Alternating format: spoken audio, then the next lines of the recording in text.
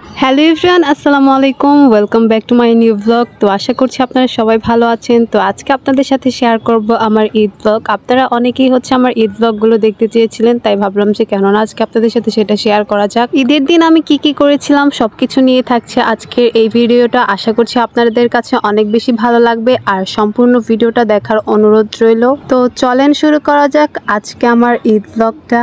তো সবাইকে জানাচ্ছি ঈদ মুবারক। আশা করছি সবাই সবার ফ্যামিলি নিয়ে অনেক ভালোভাবে ঈদ কাটিয়েছেন।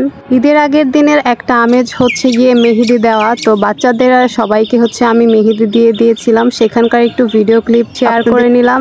আর এই তো দেখেন আমরা সব কাজিনরা মিলে খুব সুন্দরভাবে মেহেদি দিয়েছিলাম, সেগুলোই একটু একটু ভিডিওর মাঝখানে দেখাচ্ছি। এখানে কে বলতে পারবেন আমার হাত কোনটা, দেখি কেউ বলতে পারেন কি? আমরা সবাই 2 হাত ভর্তি করে মেহেদি দিয়েছিলাম। একদম সকালে ঘুম থেকে উঠে বাহিরে বের হয়ে যায়, আমরা একদমই ফ্রেশ ট্রেশও হয়েছিলাম না, তারপর বাহিরে চলে এসেছিলাম, হালকা একটু ভিডিও নিচ্ছিলাম। এখানে এমনিতে কিন্তু আমরা সকালবেলা খুব দেরি করে উঠি, বাট ঈদের দিন গিয়ে সকালই ওঠা হয় সবার। আর আজকের বাহিরের পরিবেশটা দেখেন কত সুন্দর লাগতেছিল। আমরা সবাই এদিকে একটু হাঁটতেছিলাম আর এখানে আমার একটু ভিডিও নিচ্ছিলাম। আজকের ঈদের দিনে তেমন বেশি গরম ছিল না, আবার রোদও ছিল না, বেশ ঠান্ডা ঠান্ডা একটা পরিবেশ ছিল আর মিষ্টি একটা ওয়েদার ছিল, বেশ ভালো লাগতেছিল আমার। তারপর এই তো আমরা সব কাজিনরা মিলে কয়েকটা ভিডিও নিচ্ছিলাম, এগুলো আপনারা আমার টিকটক আইডিতে পেয়ে যাবেন। যাই হোক, তারপর দেখলাম গরু নিয়ে যাওয়া হচ্ছে, যেহেতু গরু কোরবানি করা হবে যার কারণে বাহিরে নিয়ে যাওয়া বাহিরে কোরবানি দেওয়া হবে। তো এখানে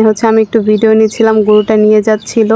তারপর এই তো গরু কুরবানি দেওয়া হয়ে যায়। এই পাশে গিয়ে একটা গরু কুরবানি দিয়েছিল, তারপর এই পাশে আমার মামার 2টা গরু দিয়েছিল, দুই পাশে কাটাকাটি চলতেছে। এর মাঝখানে আমি শাওয়ার নিয়ে নেই, তারপর ছাদে চলে এসেছিলাম কাপড় শুকা দিতে, আর এখানে একটু ভিডিও নিচ্ছিলাম। আর উপর থেকে দেখতেছিলাম যে গরুগুলো কিভাবে কাটাকাটি যাই। তারপরে এখানে সুন্দর কচু পাতার উপরে আমাদের সবার মেহেদি দেখাচ্ছিলাম। এটা সকালের ভিডিও, তারপর আমি অ্যাড করে দিলাম এখন। তো আপনারা কে হাতে মেহেদি লাগিয়েছেন অবশ্যই কমেন্ট করতে ভুলবেন না। দেন একটু রেডি হয়ে নেই আমরা সবাই মিলে। আমি একটু লিপস্টিক দিয়েছিলাম আর কিছু দেইনি। তারপর একটু স্ন্যাপ নিচ্ছিলাম আর কিছু টিকটক ভিডিও করতেছিলাম রুমের ভিতরে বসে বসে। আর বাহিরে সবাই গুস্ত কাটতে ব্যস্ত, ওগুলোই একটু করে দেখতেছিলাম বারান্দা থেকে। এখনো সম্পূর্ণভাবে গরুটা কাটা হয়নি, ওই পাশে গরুর থেকে মাংসগুলো এদিকে নিয়ে আসা আর এখানে কিছু মানুষজন কেটে কেটে দিচ্ছিল। ব্যালকনিতে বসে বসে আমরা এগুলোই দেখতেছিলাম সবাই মিলে কিভাবে কি কাটা যাই হোক, তারপর গিয়ে এখান থেকে কিছু মাংস নিয়ে আসা হয়, কারণ যারা মাংস কাটাকাটিতে হেল্প করতেছিল সবার জন্য রান্না করা হবে এবং তাদেরকে মাংস দিয়ে দেওয়া হবে। এটা আমার মামার বাসা অনেক আগেরই একটা প্রচলন। নানা যখন ছিল উনি গিয়ে সবাইকে একদম রান্না করে খাইয়ে তারপর পাঠাতো, যার কারণে এখানে সবকিছু অ্যারেঞ্জ করা রান্না করার জন্য, যাতে যারা কাজ করতেছিল তাদের সবাইকে খাইয়ে তারপর বাসায় পাঠাতে পারে। তো আজকের রান্নাটা আমাদের রিয়া আপু করবে, তার হাতের রান্না কিন্তু অনেক বেশি মজা হয়। তারপর রান্নাতে বসিয়ে দেয় আর দেখেন কত সুন্দর একটা রান্না হয়েছে, দেখে মন চাচ্ছে সবগুলো খেয়ে ফেলে। অনেক ইয়াম্মি হয়েছিল রান্নাটা। রিয়ার হাতে জাদু আছে, ও সব খাবারে অনেক মজাদার করে রান্না করতে পারে। তারপর আমি একটু বাহিরে চলে আসি, বাসার ভিতরে অনেক বেশি গরম ছিল আর বাহিরে কিন্তু অনেক বেশি বাতাস থাকে এখানে।